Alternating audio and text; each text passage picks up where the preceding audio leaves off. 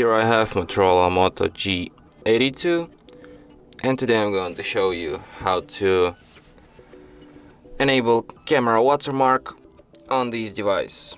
So first let's open camera, then tap on the gear icon to access its settings, and go to the photos and go to the watermark.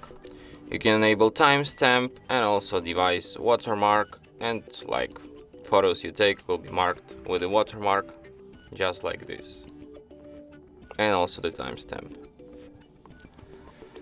I will even show you an example. And as you can see, here I have these watermarks. And that's it. Thanks for watching. If you find this tutorial useful, don't forget to hit that like button and subscribe to our channel.